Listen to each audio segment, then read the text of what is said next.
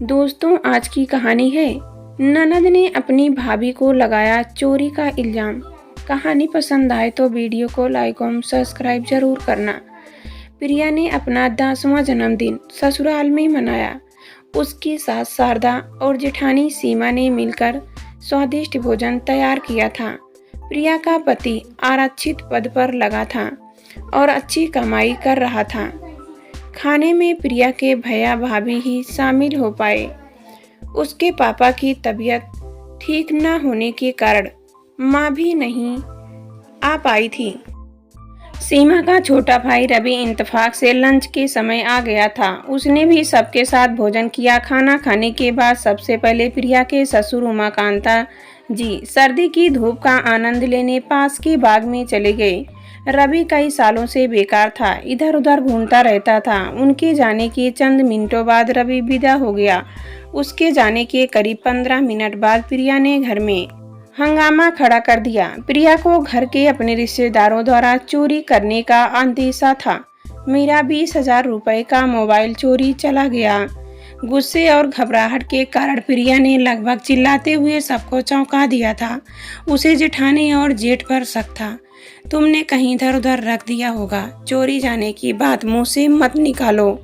उसके पति नीरज ने उसे समझाया। उसे भी अपने बड़े भाई से कोई खास प्रेम न था, क्योंकि सबका बचपन आभाओं में गुजरा था।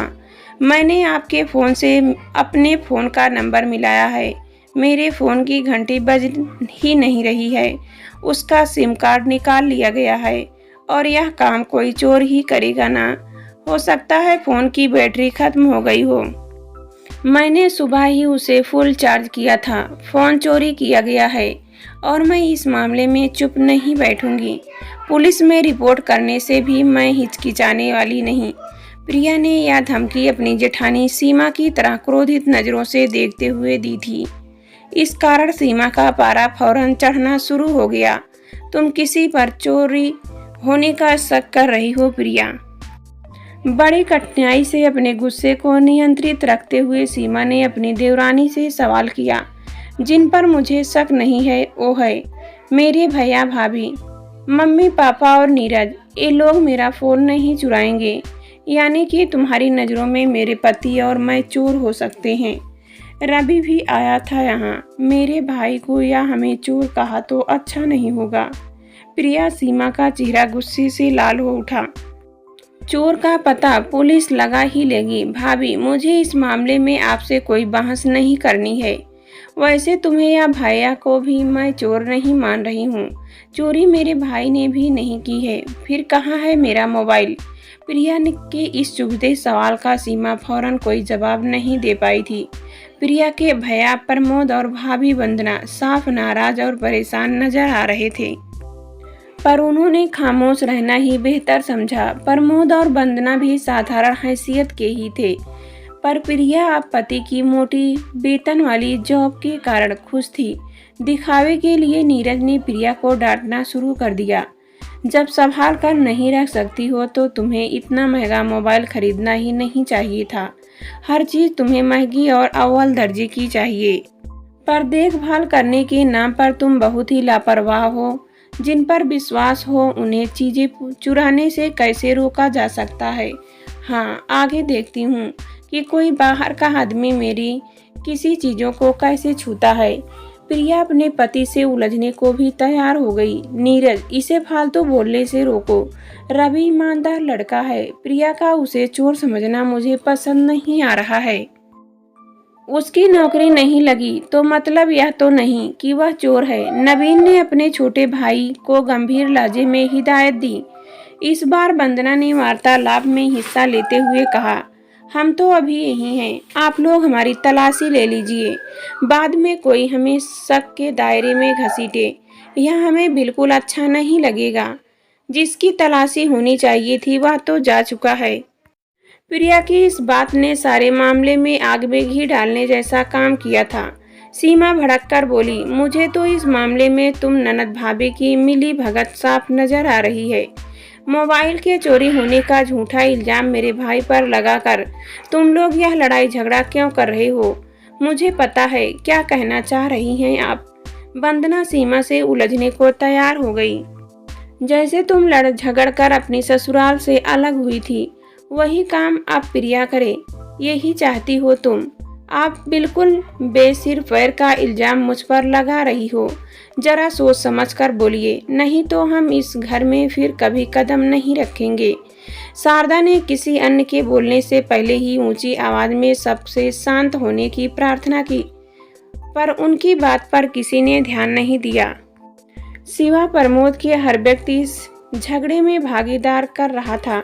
शिकायत, नाराजगी, गुस्से व नफरत के भावों ने कमरे का माहौल बेहद दूषित कर दिया था। किसी को फिक्र नहीं थी कि उस वक्त कड़वी, तीखी व जहरीली जबान से वे जो जख्म दूसरों के दिलों पर लगा रहे थे, वह शायद कभी न भरे। अपनी देवरानी और उसकी भाभी से उलझते हुए अचानक सीमा अपने माथे पर हाथ मारते हुए दुखी लहजे में बोली, पता नहीं किस मनहूस घड़ी में इस घर का रिश्ता तुम्हारे घर से जुड़ा था। तुम्हारे आने से घर की सुख शांति हमेशा के लिए नष्ट हो गई है। प्रिया से पहले उसके भाई प्रमोद ने इस पर हमारी प्रतिक्रिया प्रकट की। इतने ही दुखी हो अगर आप सब मेरी बहन से, तो अलग कर दीजिए उसे घर से। जो अच्छा घर मिला है वह नवीन की वजह से ही है। यही तो प्रिया चाहती है। सीमा चुभते लहजे में बोली, अपनी पगार के घमंड के कारण इसने कभी इस घर को अपना घर नहीं समझा, कभी बड़ों की इज्जत नहीं की। यह तो सोचकर ही आई थी कि जल्दी से जल्दी अलग हो जाएंगे।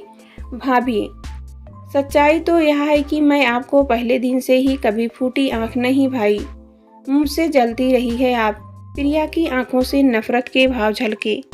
प्रमोद ने खड़े होकर ऊंची आवाज में शारदा से कहा, आंटी, आज यह बिल्कुल साफ हो गया है कि आपकी दोनों बहुएं साथ साथ कभी सुख शांति से नहीं रह पाएंगी। मेरी सलाह है कि आप प्रिया और नीरज को घर से अलग कर दें। तुम्हारे कहने से दे दी हमने इन्हें अलग होने की इजाज़त। पार्क से लौटे उमाकांत भी गंभीर आवाज ने कमरे में उपस्थित हर व्यक्ति को चौंका कर चुप कर दिया था। उमाकांता जी के पूछने पर प्रिया ने अपने कीमती मोबाइल के चोरी हो जाने की बात उन्हें बता दी। उमाकांत भी बेचारे से थे, उन्हें छोटी सी पेंशन मिलती थी। तुमने रवि पर शक क्यों किया? क्या उसने पहले कभी हमारे घर से कुछ चुराया है? उमाकांता जी ने सवाल किया। रवि के अलावा और कौन चोर हो सकता है? प्रिया दबकर चुप नहीं रही और अपना शक उन्हें बता दिया। कमाऊ पति की पत्नी का गरूर तो आ ही जाता है। जितनी आमदनी नवीन की थी, घर में किसी की नहीं थी। नीरज का इस बात को मुद्दा बनाकर तुम घर से अलग होना चाहते हो? उमाकांता जी ने अपने छोटे बेटे से सीधे सीधे यह सवाल पूछ लिया। नीरज ने झिझकते हुए जवाब दिया, पापा, रोज रोज के झगड़ों की जड़ काटने का हमें यही तरीका समझ आता है। इस कारण तुम्हारी माँ और मुझे जो दुख होगा उस पर गौर किया है तुमने? पापा, ये लोग आसपास ही तो रहेंगे, पर दिलों के बीच दूरियां तो बढ़ ही जाएंगी। दोनों भाई साथ रहकर तो एक दूसरे के काम आते ही रहेंगे। कभी झगड़ा होगा तो कभी प्यार से हंसने बोलने के मौके भी तो मिलेंगे। तुम दोनों नौकरी करते हो, कल को तुम्हारे बच्चों की देखभाल सीमा से बेहतर कौन करेगा? तुम दोनों के कारण यह घर आर्थिक रूप से ज़्यादा मजबूत हो सकता है। मेरी समझ से तुम्हारा घर से अलग होना ठीक नहीं है। उन्होंने अपने बेटे छोटे को गंभीर लहजे के साथ रहने के फायदे गिनाए। नीरज के बजाय उसके साले ने जवाब दिया, अंकल, आपकी सब बातें ठीक है, पर सच्चाई तो यह है कि हर इंसान अपनी अपनी झंझटों में उलझा हुआ है। किसी दूसरे से उसका खून का रिश्ता भी हो सकता है। भला करने का ना उसके पास समय है, ना इच्छा शक्ति। इस मामले में नीरज मुझसे बात करता रहा है। मेरी माने तो आप बड़े भाई भाभी को घर से अलग हो ही जाने दे। इसी में सबकी भलाई है। क्या तुम कहते हो नवीन? उमाकांता जी ने बड़े बेटे से पूछा। किसी की बातों में आकर नीरज को घर छोड़ना ही छोड़ना चाहिए। नवीन ने भाईपना जताते हुए अपना राय बता दी। तुम्हारी राय क्या है? वो अपनी पत्नी की तरफ घूमे। अगर ये दोनों बहुएं प्रेम से मिलजुल कर नहीं रह सकती हैं तो बड़ी बहू को जाने दो। शारदा का गला भर आया। कुछ देर सोच विचार करने के बाद उमाकांता जी ने अपना फैसला सुना दिया। मेरी समझ से प्रिया अलग होने का पक्का मन बना चुकी है। किसी को जबरदस्ती रोकना, रात दिन के क्लेश को निमंत्रण देना होगा। ठीक है प्रिया, तुम दोनों अलग हो सकते हो। वे थके हारे अंदाज में उठकर जाने लगे तो नबीन ने परेशान से लहजे में कहा, पापा, नया फ्लैट किराए पर लेने के लिए मुझे रुपयों की जरूरत पड़ेगी। मेरे पास तो बैंक में कुछ है नहीं। नहीं, और यह बात तुम सबको मालूम भी है। यह मकान भी नीरज की बदौलत है। हम लोग तो पहले कच्चे मकान में रहते थे। लेकिन अंकल, यह तो सोचिए कि नबीन नया मकान किराए पर कैसे लेगा। प्रमोद ने उत्तेजित होकर पूछा। यह सब सोचना मेरी समस्या नहीं है, उमाकांता जी ने रुखाई से जवाब दिया। सीमा और नबीन को अब आफत नजर आने लगी। नीरज ने कई कंपटीशनों में आरक्षण का फायदा लेकर ऊपरी कमाई वाली नौकरी पा ली थी। उधर सीमा को सदा लगता था कि वह जेठानी है और प्रिया या नीरज के एहसानों को मनाने को वह तैयार न थी।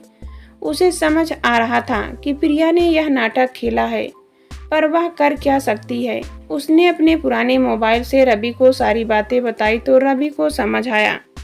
उमाकांता जी ने उठकर प्रमोद को गले से लगाया और आभार प्रकट किया। बेटा, तुम बहुत समझदार इंसान हो। तुम साथ ना देते तो हमारा संयुक्त परिवार टूट जाता। वक्त के साथ रिश्तों में बदलाव आता है। मुझे यकीन है कि आने वाले समय में प्रिया भी हम सबके साथ प्यार व अपनेपन की मजबूत डोर से बंध जाएगी। तुम उसकी बिल्कुल फिक्र मत करना। वह और उसका हित इस घर में पूरी तरह सुरक्षित है। उमाकांता और शारदा से आशीर्वाद लेने के बाद प्रमोद नबीन और नीरज से गले मिला। सभी के दिलों में खुशी, संतोष और सुरक्षा को दर्शाने वाली मुस्कान उन सभी के होठों पर नाच रही थी।